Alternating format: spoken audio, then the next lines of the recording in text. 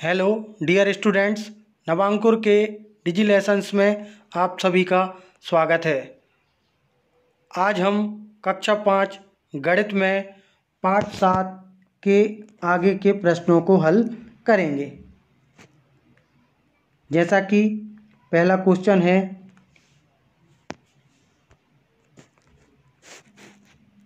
जादुई षटकोण। अंकों के पैटर्न को षटकोण में देखो। हर भुजा पर 2 गोले और एक चौकोर खाना है। तो यहाँ हर भुजा पर 2 गोले हैं और उनके बीच में एक खाना मतलब बॉक्स बना हुआ है।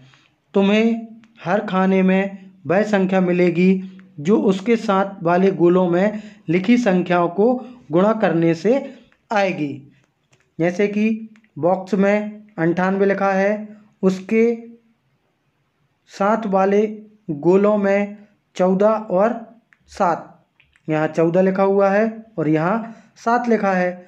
अगर हम 14 और 7 का गुणा करें तो 14 7 98, मतलब 2 गोलों वाली संख्याओं का गुणा करने पर हमें बीच वाले बॉक्स में जो संख्या लिखी है वो पता चल जाएगी।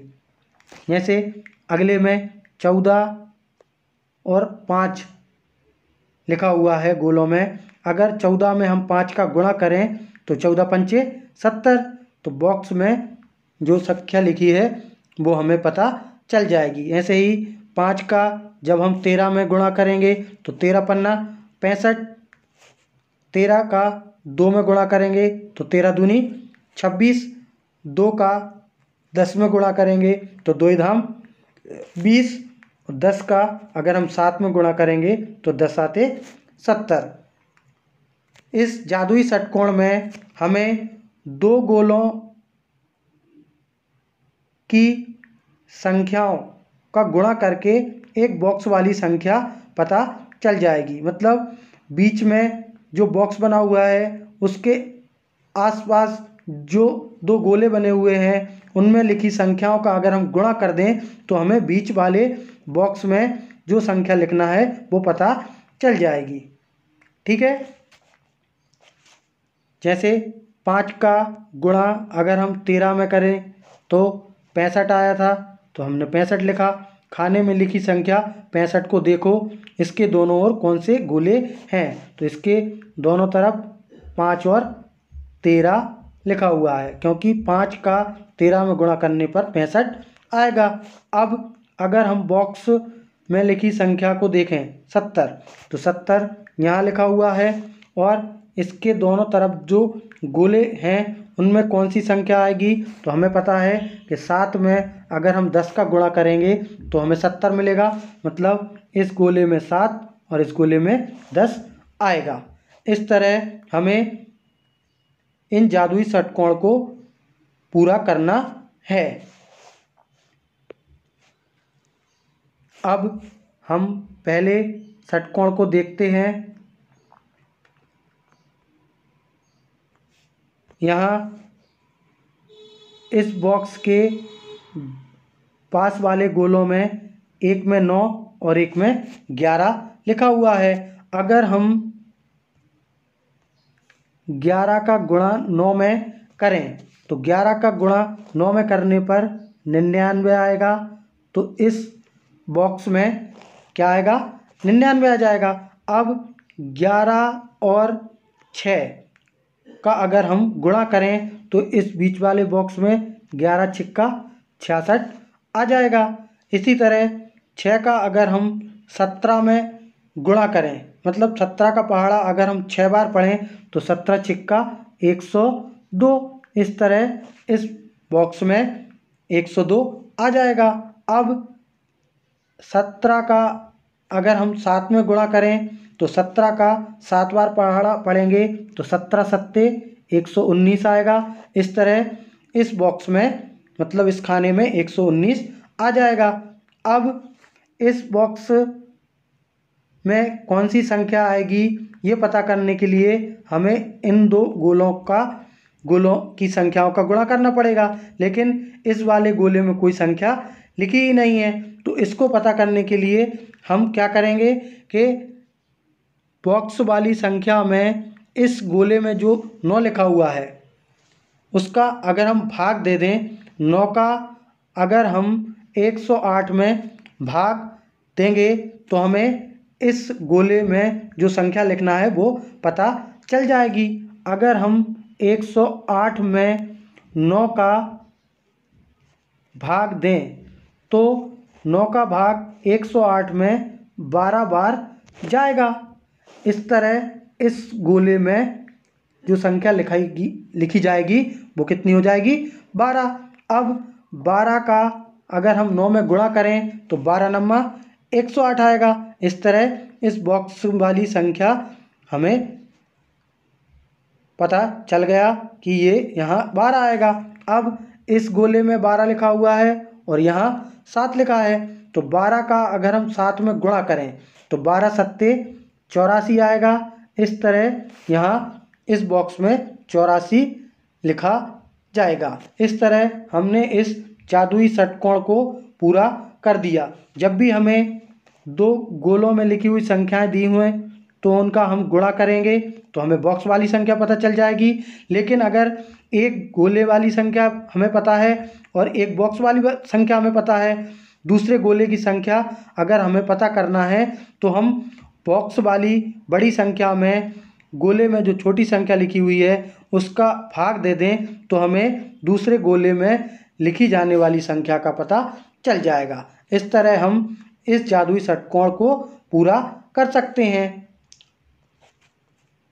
जैसा कि यहाँ हमने इसको करके दिखाया है।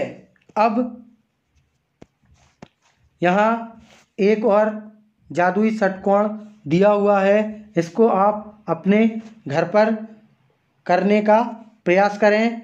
इसी तरीके से आपको इस षटकोण को पूरा करना है और इसके उत्तर को देखने के लिए आप बाद में इस षटकोण को देखकर पता कर सकते हैं कि आपने षटकोण को सही तरीके से पूरा किया या नहीं। ठीक है।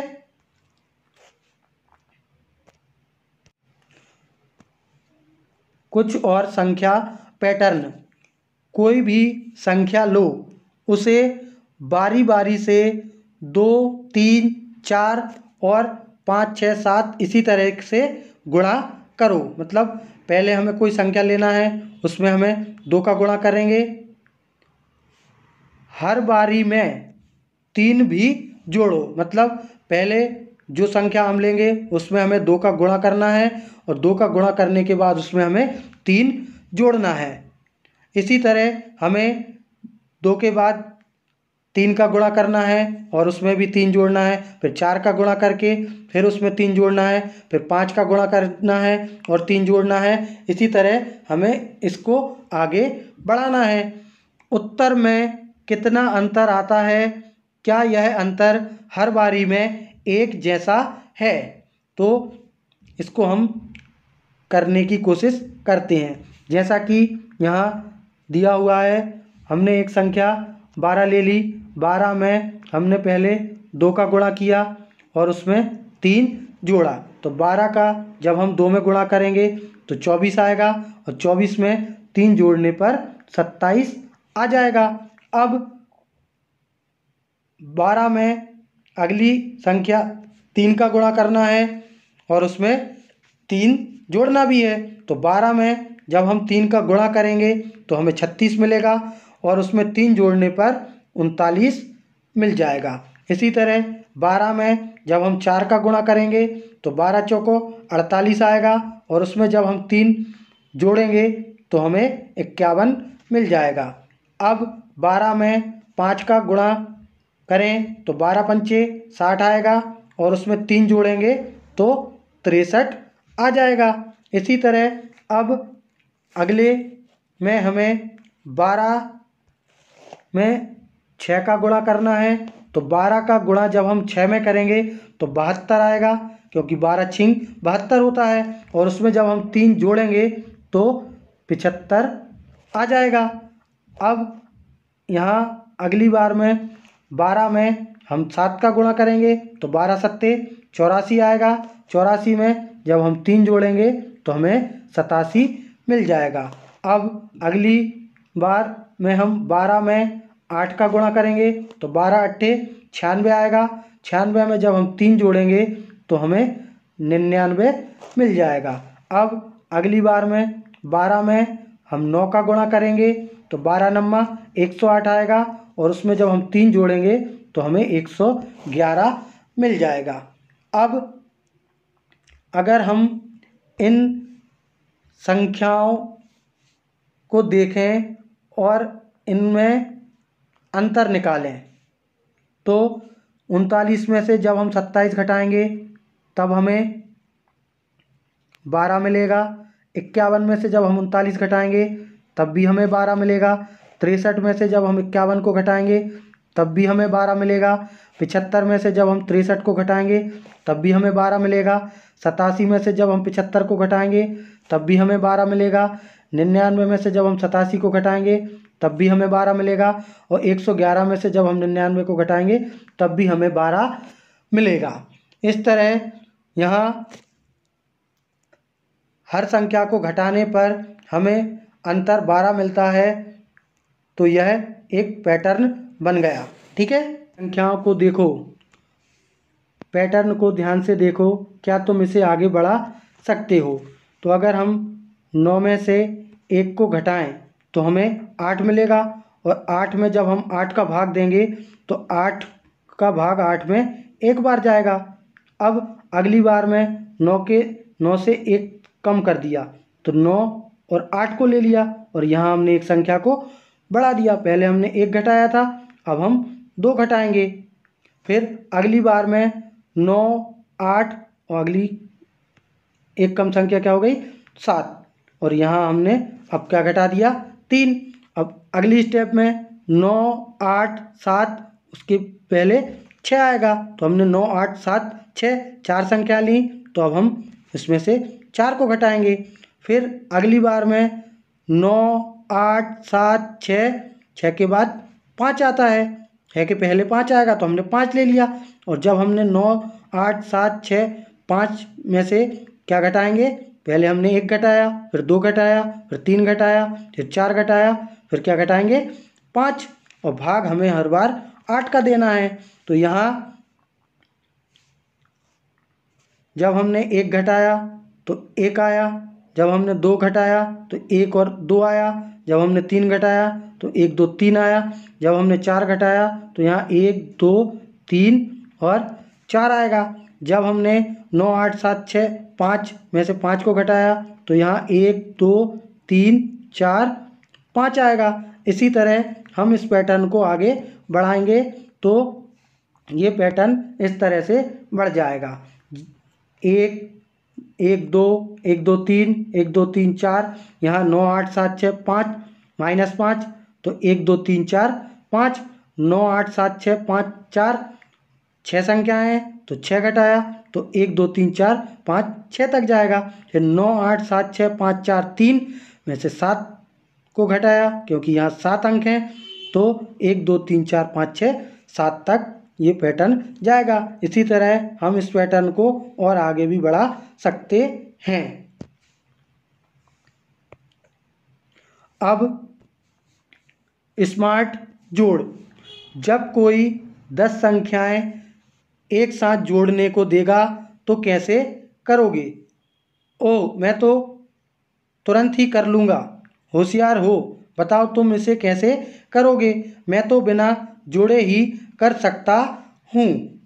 तो यहाँ अगर हम देखें तो पहले 1 से लेकर 10 तक की संख्याओं को जोड़ने पर 55 आया, फिर 11 से 20 तक की संख्याओं को जोड़ने पर 155 आएगा।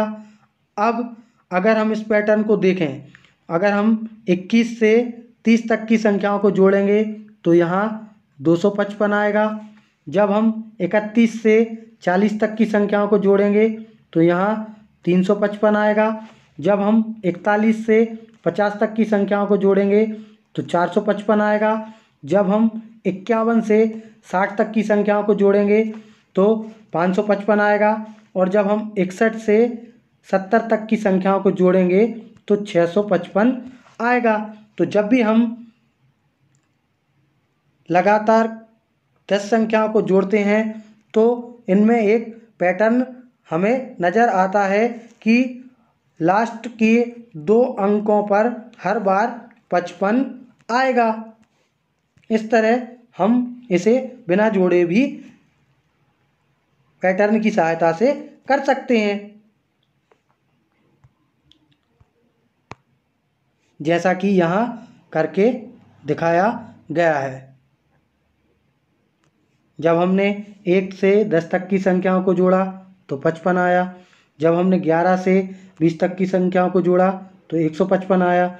जब हमने 21 से 30 तक की संख्याओं को जोड़ा तो 255 आया। ऐसे ही 31 से 40 तक की संख्याओं को जोड़ने पर 355 आया। 41 से 50 तक जोड़ने पर 455 आया। फिर 51 से 60 तक जोड़ने पर 555 आया और 61 से 70 तक जोड़ने पर 655 आया। मतलब यहाँ 55 हर 10 संख्याओं को जोड़ने पर 55 आता है। इस तरह ये एक पैटर्न बन गया।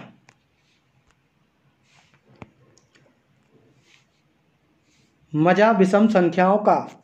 पहली 2 विषम संख्याएं लो, अब उन्हें जोड़ो, देखो क्या उत्तर आता है। अब हर बार अगली विषम संख्या जोड़ते जाओ। तो अगर हम पहली 2 विषम संख्याओं को लें तो 1 और 3 होगा। विषम संख्याओं को आप कक्षा 3 में भी पढ़ चुके हैं। वे संख्याएं जिनमें 2 का भाग नहीं जाता या जिन संख्याओं के इकाई के अंक में 1, 3, 5, 7 और 9 आता है उन्हें हम विषम संख्याएं कहते हैं। और जिन संख्याओं में 2 का पूरा पूरा भाग चला जाता है उन्हें हम सम संख्याएं कहते हैं। जैसे 2, 4, 6, 8, 10 ये सभी संख्याएं सम संख्याएं कहलाती हैं। अब यहाँ हमें बताया गया है कि पहली 2 विषम संख्याएं लो और उन्हें जोड़ो। तो हमने पहली 2 विषम संख्याएं ली 1 और 3 और उन्हें जब हमने जोड़ा तो उत्तर आया 4। ये 4 को हम 2 गुणा 2 भी लिख सकते हैं। अब हमें हर बार अगली विषम संख्या जोड़ते जाना है। तो 1 और 3 में अगली विषम संख्या 5 को जब हम जोड़ेंगे तो 5, 3, 8 और 1, 9।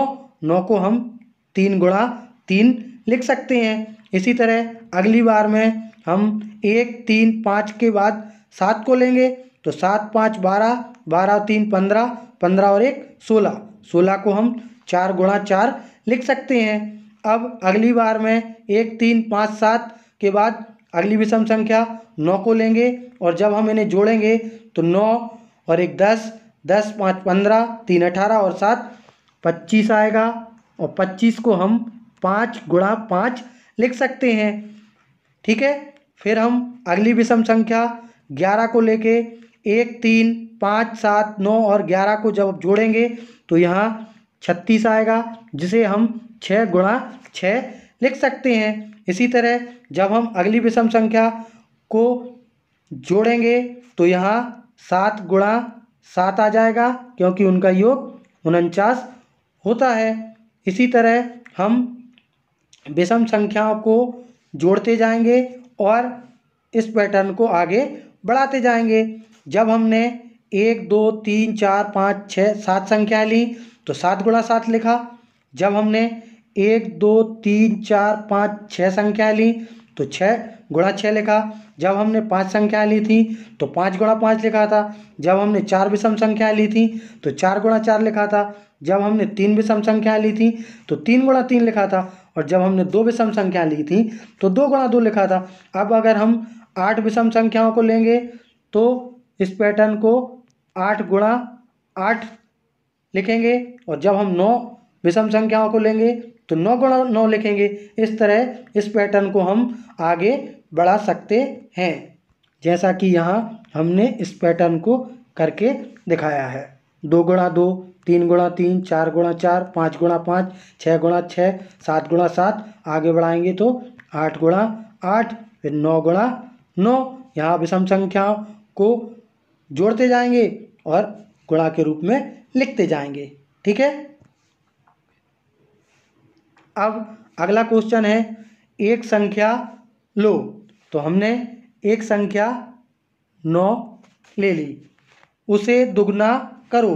तो 9 में हम 2 का गुणा करेंगे, दुगने का मतलब होता है 2 का गुणा। तो 9 में जब हम 2 का गुणा करेंगे तो 18 आएगा, तो यहाँ 18 लिख दिया। अब 5 से गुणा करो, तो जो हमारा उत्तर आया है 18, उसको हम 5 से गुणा करेंगे। तो 18 का जब हम गुणा 5 में करेंगे तो 18 पंचे 90 आएगा।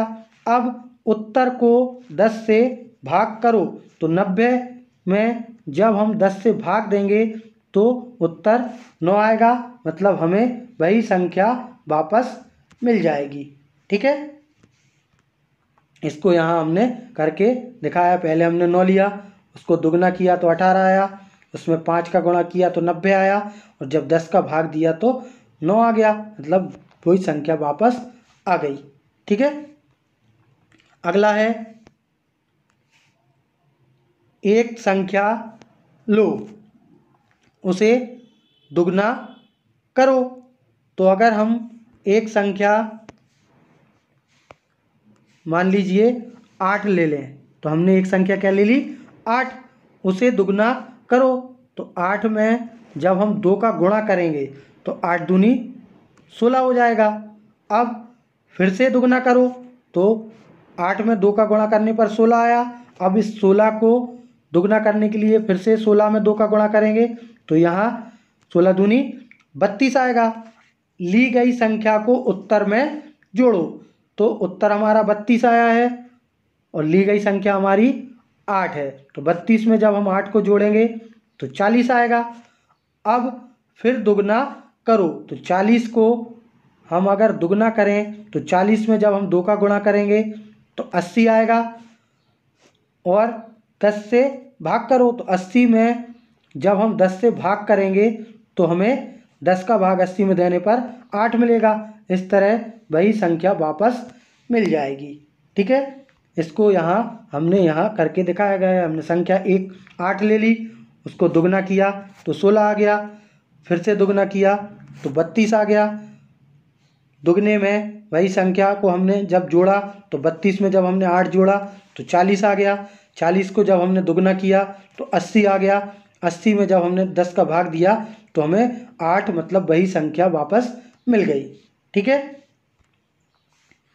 अब दी गई संख्याओं के पैटर्न को ढूंढो और आगे बढ़ाओ। तो अगर हम इस संख्या के पैटर्न को देखें तो यहाँ 1 का गुणा 1 में किया तो हमें 1 मिला, यहाँ एक अंक था। ठीक है। जब हम 11 का गुणा 11 में करेंगे तो 121 कैसे आएगा, यहाँ 1 अंक था तो हम केवल 1 से चालू होके 1 पे ही पहुँच गए थे।